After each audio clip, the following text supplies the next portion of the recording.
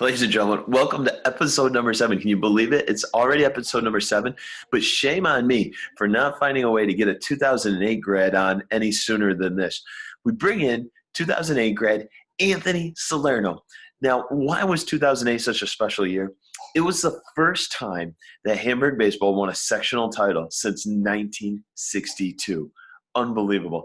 And it was done, as you would expect, by an incredibly special group of young men. Anthony played a huge role on that team. He was our spiritual leader. He was our emotional leader. He was our social leader. He had such a tremendous impact on that team. We're going to get into some great stories tonight. And I'm going to tell you, Anthony's journey since graduation is as entertaining and as awesome as anybody we've had to come through the program. So, ladies and gentlemen, you do not want to miss episode number 7 is coming at you right now.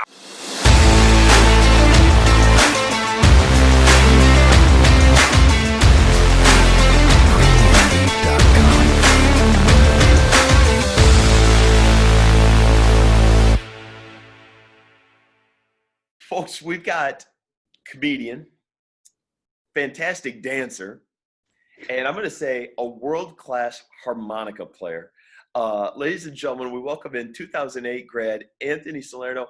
And like I said, shame on me for not finding a way to get a 2008 grad on here any sooner than this. So I'm gonna eat that one myself. But thanks so much for jumping in tonight, bud. This is a treat. Yeah, happy to be here. I think everything that you described me as is woefully inaccurate. But thank you regardless. The world-class harmonica player. That's probably. I know one song. You've heard that song. That's how that goes. Oh my goodness.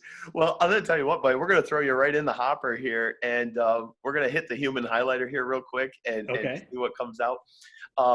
When you think, how do you get revved up in the morning? You coffee, tea, or some other kind of pizzazz? Gotta go with the black coffee for sure. Straight black, yeah. Oh yeah. Homebrew or?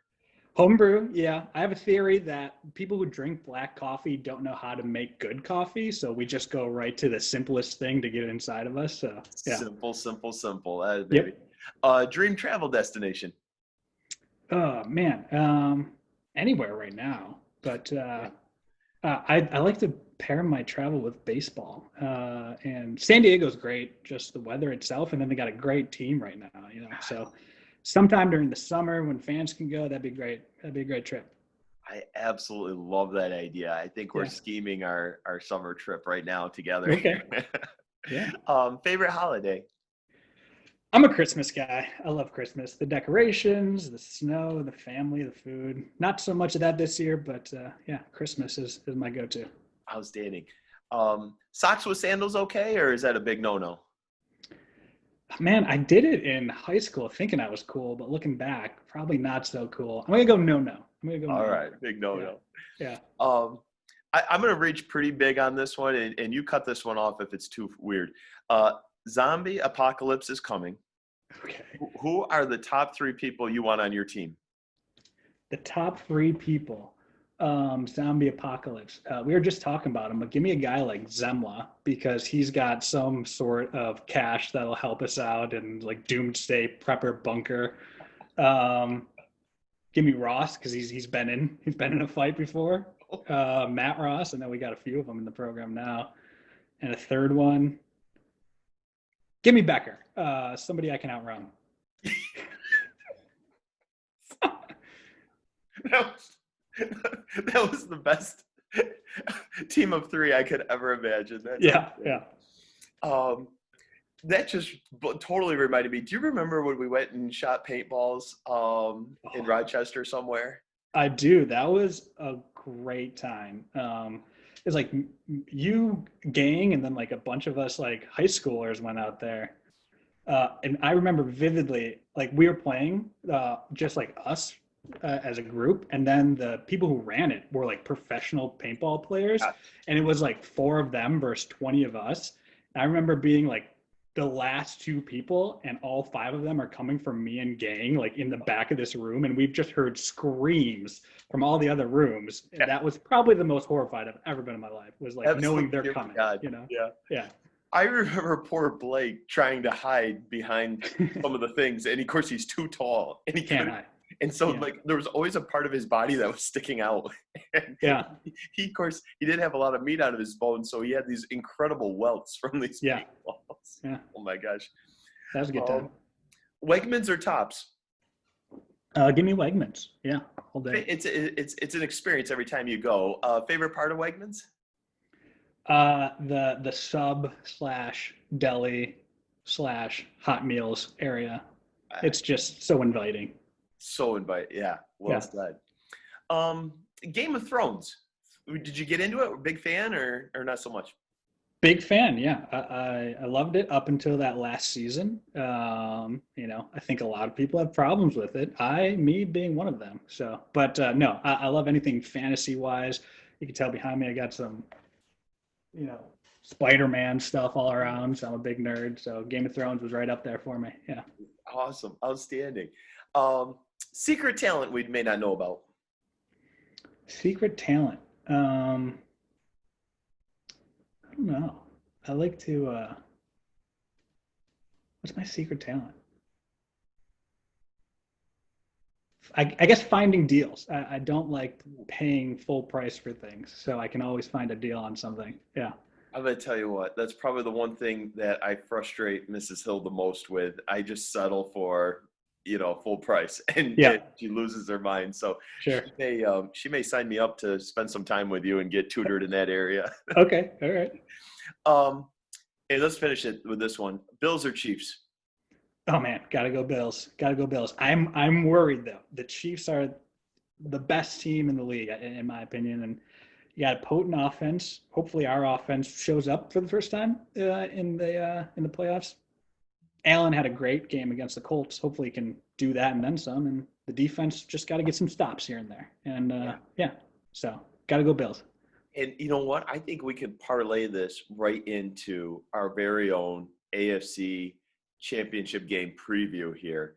Okay. Um, so first of all, what is your opinion on Mahomes? Are we going to see Mahomes? If we do, what do you expect out of him? Yeah, I think he plays right. I'm not worried about the concussion or anything like that. I think he'll be fine. I think he practiced today. He'll be fine. What I think will hamper him is that toe. That foot injury seemed to really bother him in that Browns game.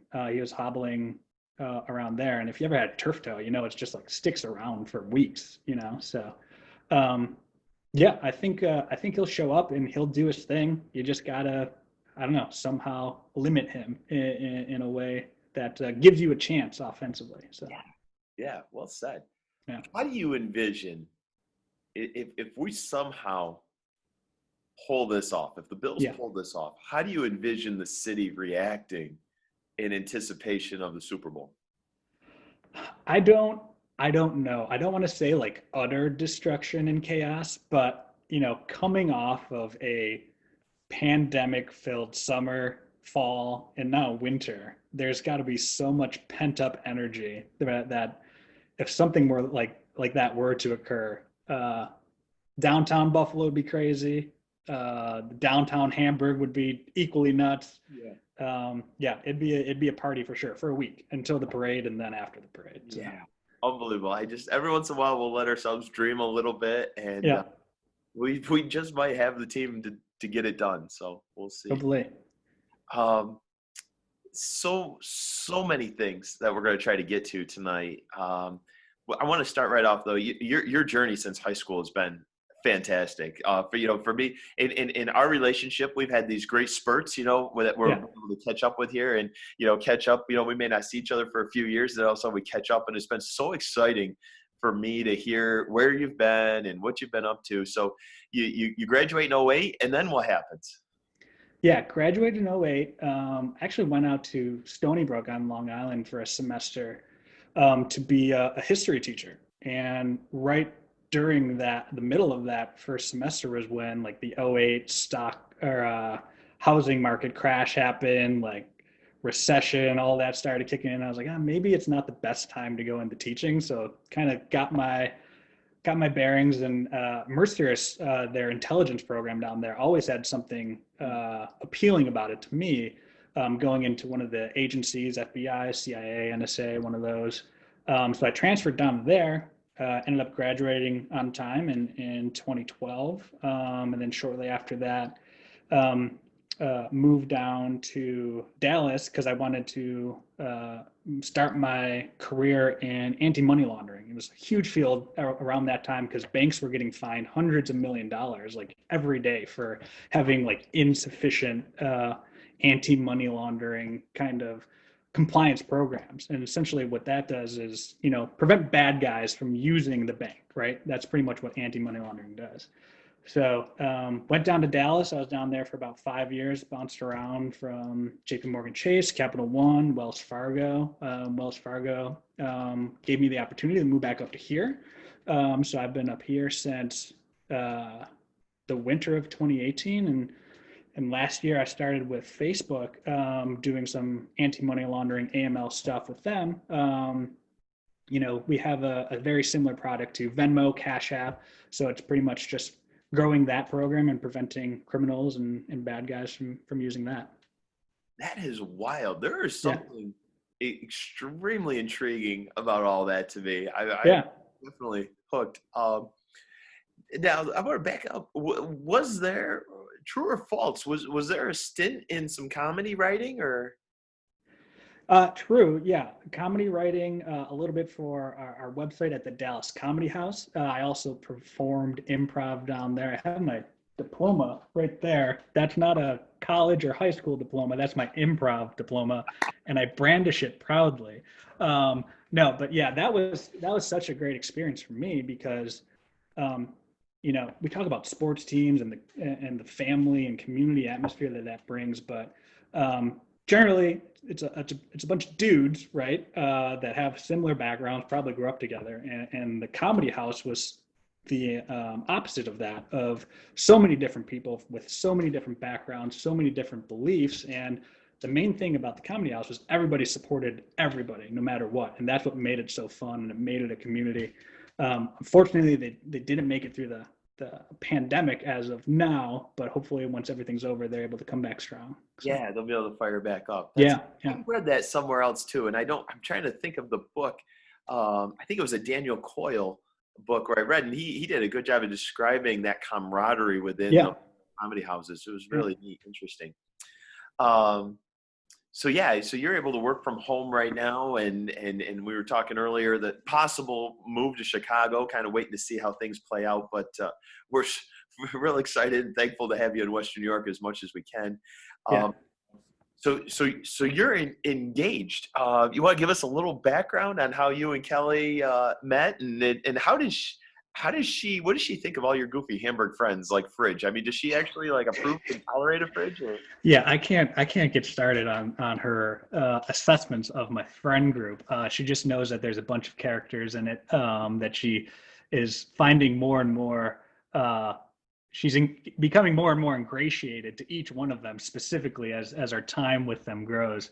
Um, no, Kelly and I met when I was living in Dallas. She was actually back and forth between Kenya at the time. She was doing some uh, refugee camp education kind of camps down there. Forgetting the specific name of what it was called. I think the match program, something like that. But she was pretty much go and set up these education camps to help needy children in those areas. And I wanted to date her so bad from like the first moment that we kind of hit it off. And then, obviously couldn't do that with her going back and forth to Kenya, me in Dallas, her living in Boston, So then, eventually she moved back home. We got in touch again, and the rest is history. We're engaged now, and we're getting married in September. So. Oh my gosh, that is so cool. Yeah. So I mean, so many variables, of course, but what's maybe one of your possible dream plans, over the next 10, 15 years? What do you see things looking like? Dream plans. Oh man. It's hard to like look into the future these days. I don't know. I don't know about you, but it is for One me. day at a time, right? Yeah. I don't know. I think career wise, just kind of keep growing. Where I've kind of been getting to kind of those upper management level things, but that's boring. Nobody wants to hear about that kind of stuff.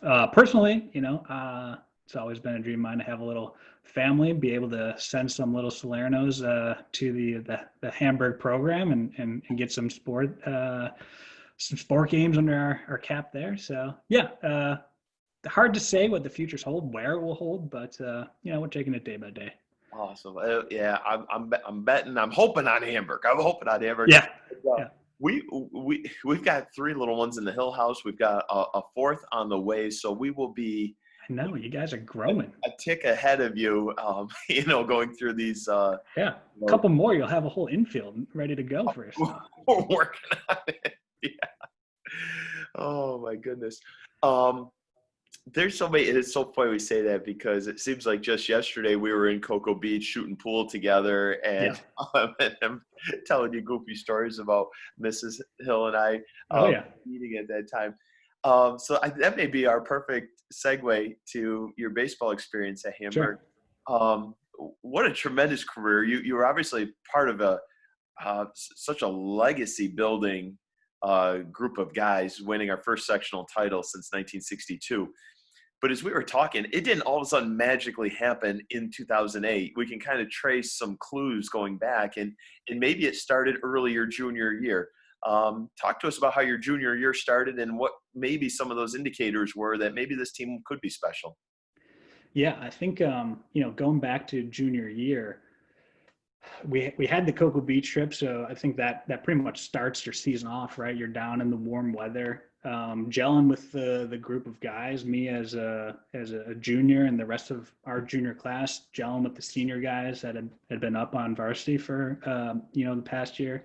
Getting down there, and I think and we talked about the camaraderie that kind of builds on a trip like that. You could really, if you take a step back and you weren't a player, you could kind of see what you and Chafe were trying to do with the program, and that was build one. And I think one of the pinnacle stepping stones to that is a trip like Cocoa Beach and getting that kind of stuff on the books every other year, just to get out, focus on baseball, get the group kind of closer and tighten it. I've always been an advocate of, baseball and hockey. I feel like are the 2 sports that, like, if the locker room's close, like, anything's possible for those types of teams. And I think that started our junior year. Of course, we come back, and I think we started off like 0-5, 1-6, something abysmal on the season. Something changed halfway through that season, and I don't think we lost another game until the last game we had against West Seneca East at home, and we lost 1-0. And I just remember the players as seniors going into the next year, kind of all of us, the field empties, players go back to the locker room. There's nobody out there except like me, Maganello, Ross, Blake, Becker, and Brunner all sitting on the bench, just, not saying a word, just stewing over kind of what just occurred. And I think we all kind of knew from that moment, it's like, okay, next year we're coming back stronger no matter what. And we'll see if we can get to, because the whole goal was just to get to Duntire, be on that field, playing that game. And I think it started right there. I just got the craziest goosebumps down my back. Listen, that is so good. I could just soak in that for a while. You mentioned that abysmal start, and I remember it was as if, because we knew you could start to see that we had some talent. Like there was a pretty darn talented group, and we were like inventing like the strangest ways to lose some of those games. Yeah. Like you couldn't write a script on how to lose games in a weirder way. And the calendar flipped from April to May. And I think, Chafe was so good at so many things, and this might have been his ultimate talent. I remember him. We must have had an away game. And so we're kind of just, chilling around the locker room area, maybe waiting for Fisher Bus. And he's running through the hallway in the locker room saying, it's a new month, it's a new season. And it was amazing how he created a totally fresh new mindset. I think we went to Will South that day. We might have stretched Blake out a little longer than we would have liked to, but it was we just needed a win so bad. And that, man, that was the start of a hot streak. And What a great season. One game, a playoff game in particular, I'll never forget, was an epic battle that year where we hosted Pioneer. Mhm. And I'm drawing a blank on their pitcher's name. I want to say his last name was Schwab, but I could be wrong on it. But he's throwing not just a no-hitter, but he's throwing a perfect game. And your attention to detail picks up an ultimate clue. Walk us through that. Yeah, I as a junior, I wasn't getting much playing time because we had a talented roster ahead of me, and being a junior, you kind of get unless you're a superstar, you kind of ride in the pine for a little bit. So I knew I had some other jobs to do, whether it was keeping the book, trying to figure out pitcher tendencies, their pitch kind of cadence, like what they like to throw and that kind of stuff in sequence, the pitch sequence. And I noticed for this guy that he seemed to dig in his glove a little bit every time he was trying to find his curveball grip. And I kind of picked that up in the first couple of innings. I wasn't too sure about it, and then sure enough, I keep watching it the whole game, and he's tipping his pitches by how long he's fiddling with the ball in his glove. So towards the end of the game, I think we're still getting no hit or a perfect game, something along that lines. Wilson's in the hole. I go up to him. I'm like, "Hey man, I think he's tipping his pitching. I mean, anytime he's going to be digging his glove a little bit longer to start his windup, curveball's coming." Sure enough, Ben kind of goes up there with that in mind, sees him digging in his glove. Curveball comes, he's sitting on it and ropes a double into left field. Mags is behind him. I think he ropes another double, kind of doing the same type of thing. And we go on and probably squeak out a game that we probably shouldn't have won because we had some guys that made adjustments at the plate and finally got to him. That is incredible. That Yeah. is it's such a at the high school level, that is so unique and so special to appreciate those little things and then pick up on them and be able to share and communicate it the way that you just did. You made it sound very easy and such a memorable. And we've been fortunate enough to have a lot of good playoff memories now. And that one is right at the top of my list. I remember that game so vividly, and what a crazy game. So that and like you said, so we end up losing that heartbreaker to West Seneca East, and you told that goosebump story. So take us into 2008, your senior year. Talk to us for someone that never saw that team play. What kind of group did they miss out on? What was their style? What was the culture? What did they miss out on? Yeah, if I were to think of a team, like a professional team, baseball team, I'd probably go for like the '04 Red Sox. Just this ragtag group of dudes that you have your superstars, but then you also have your grinders on the team that are just going to outwork you no matter what. Your Rosses, your Matt Rosses of the group, and no matter what, because we had dudes from all walks of life, from Hamburg as variety as that can get, but there was not like an outsider of the group. And I think that really started back in that Cocoa Beach trip, getting that camaraderie together and that feeling of community and that feeling of family. And then, you go from that to, working in the fall, you having Joe Wood come out and pitch us some hitting batting practice at Legion, and you start really putting together a whole year of time in with this group.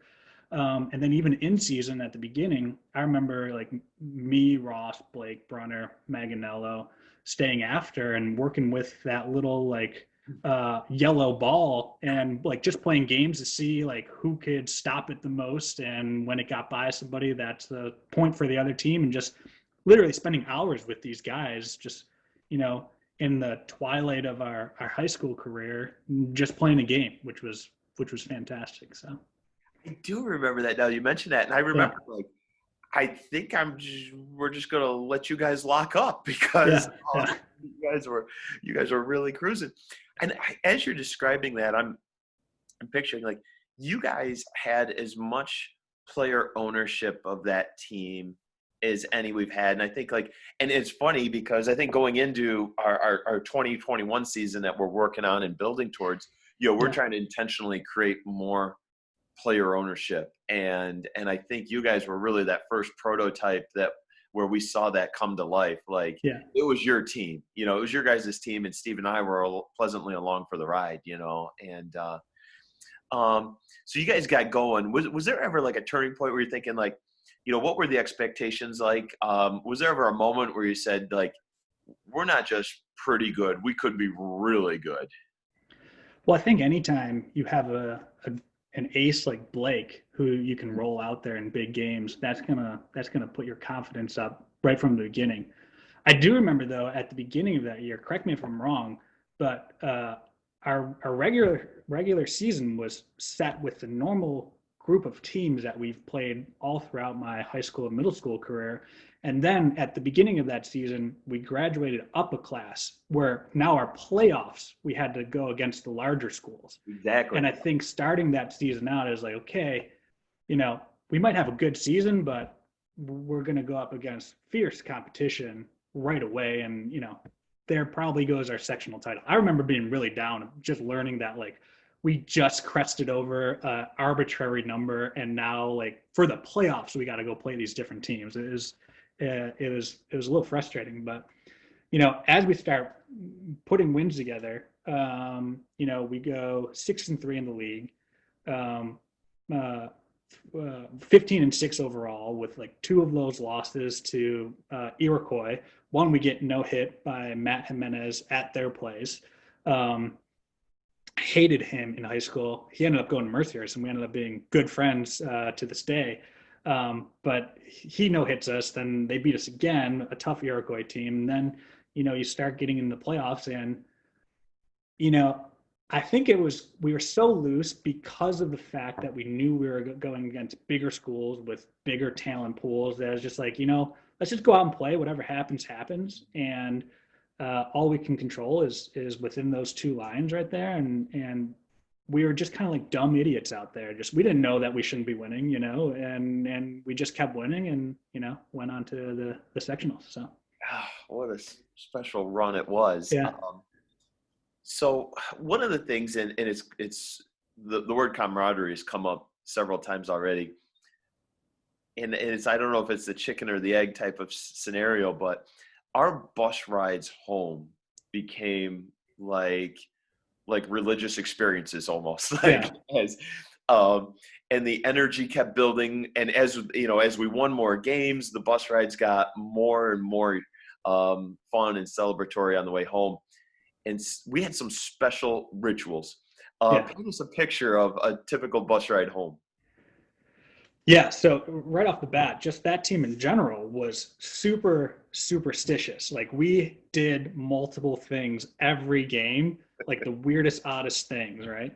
But the bus rides home, no matter win or lose, it would be we'd play Thunder Strike, right? I don't think we talked about that before, but that's coming to me right now. Where we had Holland, where he would be like the guy would be like, "Oh, Oi in Thunderstrike, AC/DC song. We'd play that. Then after that, we'd do a Piano Man sing along, and I had the harmonica, again, the only song I know, because it's literally you breathe in and out in a cadence. You don't need to know any notes, and we do that, and then eventually you turn on the Legion Drive, and man, there's not a better feeling than turning on the Legion Drive after a big win, just screaming the fight song out the windows and letting everybody know you're coming home victorious. Because usually there's games breaking up, practices just starting, and so we had a number of superstitious kind of like traditions that we would do every game that kept us loose, kept us, I don't know, kind of clicking all throughout the experience, which it ultimately was. It was an experience as a team and as a family, really, because you're, like I said, you're with each other for like a whole year up until that point. Yeah. And I think what you go back to, that ownership part, that player ownership. I think what made it easier on all of us is, the good majority of that senior group was just coming out of a long basketball season together. Then you have like guys that weren't a part of it, but like the Matt Rosses, the Brian Beckers, the Kevin Maganellos, and we played baseball with them for decades, a decade plus up until that point, starting at when we were really little. So we knew everything about everybody from like a baseball standpoint and a personality standpoint, where you know you could push somebody's buttons right to get them to do what they probably should be doing, just because you had that relationship, and it went back so long. Yeah. You're right. I think everybody kind of had their lane. Everybody kind of had their niche Yeah. roles on the team and stuff. And I try to. One of my favorite stories out of that group was Manganello's role. Such an unselfish role that we talk about. Here's a kid that, I mean, I can't tell you how many other years he would have been our starting shortstop. Yeah. He just happened to be the same years Ryan Brunner, and Manganello's playing all 9 positions before you know it. But so you you played such a great role in the outfield, and this again is one of my absolute top memories of all time. We go to Jamestown. Now, and not to be overlooked, is Jamestown's a powerhouse at that point. Yes. I mean, an absolute powerhouse. I mean, there is no chance that Hamburg's going down there and Right. upsetting the number 1 seed at that point with the pitching No. and everything. So, if for those that haven't been to Jamestown at Strider Field, you're playing left field, Yeah. which is all of their fans are lined up in left field, and All along the fence. it's a beautiful hill, so as a fan, it's a great place to go watch a good high school game. You can sit up there on the hill, you see everything. You probably can't repeat many of the things that you heard from the peanut gallery there today, but what was it like playing right or left field that night? Man, running out in the top of the first, no, bottom of the first, and just hearing those chirps. First of all, high school baseball, you're not getting Right. jeered from the opposing team's fans, right? But they had a huge amount of them. And I just remember walking out and hearing this one guy just go, "Hey, Hamburg, we hung 16 on so-and-so, whoever we played last week. Do you think you can score 16 runs on us?" And like, again, this is in the first inning. I'm going like, oh my God, we're going to get crushed. Like, what's going on here? Like, the amount of confidence that kid just had talking to me, who's playing the game, is outrageous. And the greatest game I've been a part of, that's definitely up there, because you have that underdog story side of it. You have, the group of dumb idiots didn't know any better, didn't know that they weren't supposed to knock 2 ace pitchers out of the game by the stud Jamestown team. And, we end up winning 11-4, and it's euphoria, right? Even 11-4, I don't know if it's the inner Bills fan in me, but I still wasn't convinced. Like, we got this thing down. I remember catching the last out, pop fly to short left field, being still so nervous with a 7-run league with 2 outs in the bottom of the 7th, because you never know, right? Yeah. That was a great experience. The time in the outfield after that, we go on and we win sectionals, but that game, to me, I think mattered most to what we were trying to do that year, because, we went in, faced the Goliath, beat them. And then after that, it was like, well, I guess we can do anything. And it's really up to us of what we want to do. It's certainly a tremendous, and will always forever be a huge pivotal point for the program. That will be one of the more iconic games for sure. Not to be overlooked, speaking of superstitions, again, another one of our classic stories. Tell us about the ladybug story. No, the ladybug. This happened sometime during the season. Me and Ray Brunner, we went to get food before a game, and we left the high school parking lot. Maybe we were going to Bozana's, RIP, to get food. We come back, and there's a ladybug on his windshield as we're driving back. And we're looking at it, we're going, "Oh, this guy's a goner. See ya." And sure enough, we drive all the way back, and the ladybug's still on the car. So we bottle it up and say, "Hey, it's good luck. Let's take it to the game." And we won that game. So we started a ladybug hunting exhibition before every game, to find one to bring it to the game. And it lasted all the way through the sectionals. Um, Jamestown, coincidentally enough, we had the ladybug. I forgot it on the bus. So we're mid stretching, and I realized, oh my God, I didn't get the ladybug off the bus. The bus, it's not in the dugout. So I run up to you. I'm like, hey, I got to go back to the bus real quick. And you're like, why? I'm like, you don't need to know. I just got to go back. So I run back to the bus, get to my seat, and the ladybug's gone. So I think, oh no, where's this ladybug? I'm freaking out. And it turns up the bus driver just cleaned up, put it in the trash. So I got it out of the trash, got it back to the dugout, and it brought us luck. We got the Dubs. So It's unbelievable. yeah, It's so funny that thinking now, like from a coach's perspective, you're thinking of all the things you want going through your player's mind, at that moment. right. And to look back and think about how concerned we were with the ladybug, Yeah, I guess ultimately proves that really was the secret sauce. That was. it was big ladybug energy. You need that. So then we get the chance to go to Duntire. We're playing a Clarence team, and I think Clarence was kind of at the moment like on ascending, Yeah. and that really started their incredible stretch of sectional titles and trips to the state Final Four. And I think I could be wrong now on my historical facts, but if it wasn't for 2008, Clarence would have won like 5 or 6 sectional titles in a row in the AA bracket. There was just that one hiccup in '08 where Hamburg got the best of them. Any lasting thoughts about that game or the game against Hilton after that? The lasting thoughts of Duntire was it kind of just felt like, I think as a team there was nerves there, but the fact that we were there was our definition of success. Going into the season was make it to Duntire, see what happens after that. We end up winning that game. Bunky Tobias hits it's a home run over the left field fence, which our minds are going crazy. Like what? He just hit a home run in like a big league stadium. That's crazy. End up going on winning that game. Hilton, not a whole lot of positive memories there. I do remember them running a trick play on us where dude falls down between second with a guy on third.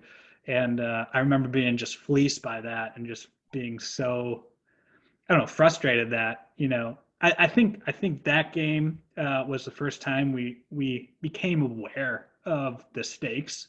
Again, up to that point, I think we were just dumb idiots that are just playing baseball, right? And then that game was like, hey, we have a chance to do something, and maybe the screws of pressure got us a little bit over our edges for that game. And it was still a respectable game against a powerhouse in Hilton at the time. I think we lost 7-3, but yeah, and that's my recollection of both of those. Ironically, I think, looking back statistically, just to pick up the scorebook nowadays, yeah, we statistically outplayed them, all day. And it just happened to be ours, of course, the way baseball goes. Yeah. Our hits were spread out evenly over 7 innings, and theirs were clustered all into that one big inning. Yeah, I think they hung a 4 on Blake in 1, and that was pretty much it. After that, they pushed a few here or there, but besides that one inning, that was about it.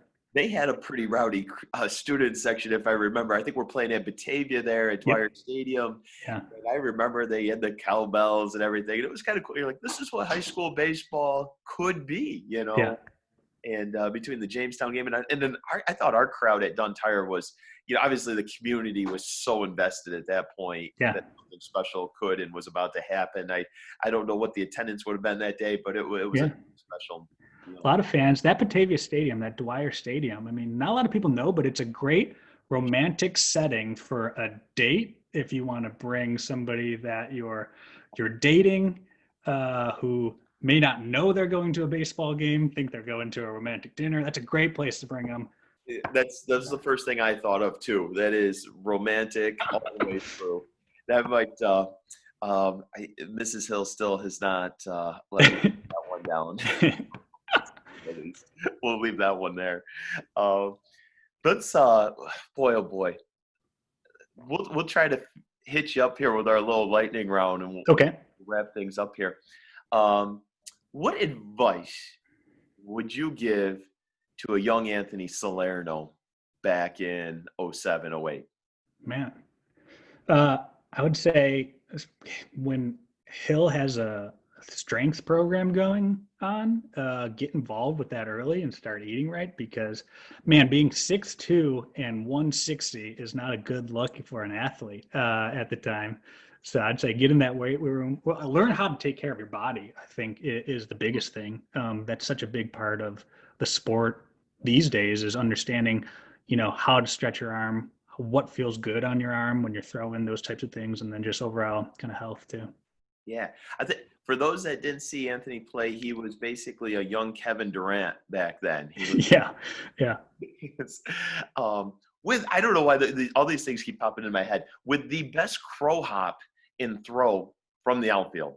I thought yeah. if we could find video of that, we got to put that in the show notes here. Teammate who went under the radar, like you said, you had your superstars. Yeah. Who didn't get enough love though back then? Um, Under the radar, I got two. One, not so much under the radar. He was a captain. Matt Ross, obviously, just showing up every day to anything baseball related and giving his heart. And then my second one would be Phil Enzer, a big Hill favorite of, I mean, he was our catcher and he could throw a laser. He could hit lasers and, you need that dependability from a catcher. I don't really know who else caught for us besides him that year. Maybe a Westfall, I think, worked in a little bit there too. But I think Enzer was definitely an under the radar player for us. Absolute money on both of those. Yeah. Absolutely. Um, Favorite place to go out and eat in Hamburg? Oh man, when I was living abroad in Dallas, if you want to call that abroad, my first stop coming home every time would be at Louis for some Louis hot dogs, with the slime, slop dogs on them, and all of that. Since I moved back home, the Grange is the place to be. I mean, you can't beat it. You go have some nice dinner. You know, go across the street to Main Street Ice Cream, to get some ice cream there, and you have yourself a good night. That's money too. Yeah. Um, Favorite class or teacher while you were at Hamburg? So I was going to be a history teacher, like I said at the beginning of this. Two of the biggest influence on that were Dudek and Harrigan. So I got to kind of put them both as like one ace for me because they affected me in big ways, but in different ways. Dudek kind of showing you like, hey, there's another way you can look at the world. You can look at people in it and be compassionate and understanding about other people's problems and those types of things. And then Harrigan for AP Euro, not just teaching history, but teaching life lessons every day almost with things and mistakes he made personally, and kind of putting those two together. I think probably the truest answer for me would be both Dudek and Harrigan. Yeah, for sure. What tremendous! And I'm going to tell you right now, sometimes when you're living it, you don't know how lucky you are. I know, like every day I go to work and I see Chris or Jim in the hallway. These are such talented, special people, and very thankful. Yeah, absolute. Let's finish it with this one, and maybe we've mentioned it, maybe we haven't. Favorite on-field memory? A few come to mind. We've already mentioned a few of them. I'll go another one. You're involved as well. We're at Amherst, senior year. I'm not in the lineup for the game, so I'm pretty loose on the bus. We're putting our jerseys on the bus, and I realize I don't have my jersey in my bag, and we're like halfway to Amherst already. So we're warming up, and I was like, okay, I'm not playing, but I guess I could pinch run. Maybe I'll have to do something like that. So like I grab Zemla's like purple pullover coat, and I'm wearing that all day. And sure enough, like sixth inning comes around. I'm thinking I'm getting away with it, and Chafe goes, Salerno, warm up. You're probably going in if he gets on base. I'm like, I don't know. I kind of twisted my ankle there in practice. He's like, you look fine. Like, get out there. So sure enough, whoever was up at bat rips a double, calls for me to pinch run. I go running out in this jacket, right? And you're yelling at me, Chafe's yelling at me, take the jacket off, take the jacket off. I'm just running out there, not Totally listening ignored to anybody say anything. You come to second base to collect it, and I'm just like tying my shoes tight. And I just remember you going, "Hey, I'm gonna need your jacket." I go, "I don't have a jersey under this." You go, "What?" I go, "I forgot it. I don't have one." You go, "Okay." And then you run back the first, and the ump just let me kind of keep the jacket on, and everything was fine. I ended up scoring that inning. Don't know if it's legal, score without a jersey on, but yeah. Oh my gosh, so many good memories. I do remember making that trip out to second base. Yeah. I'm like, I remember thinking, man, the wind is really fierce out here. He can't hear anything we're saying. Yeah.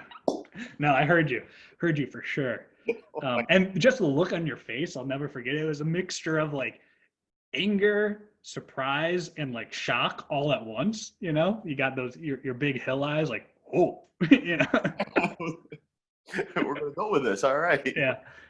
Oh my gosh. Oh man, have we missed anything? What have we? We'll make sure we empty our pockets here while we got you. This has been such a great night here. Yeah. No, I think we covered a lot of bases. This is great. Happy to be involved. Yeah. And we'll have to, if we do a follow-up episode, we'll have to include some, some fridge stories, maybe some, I'm sure there's been some experiences where you've had to babysit fridge and bail them out of trouble and Yes. so forth. So we Of can course. probably tap into those.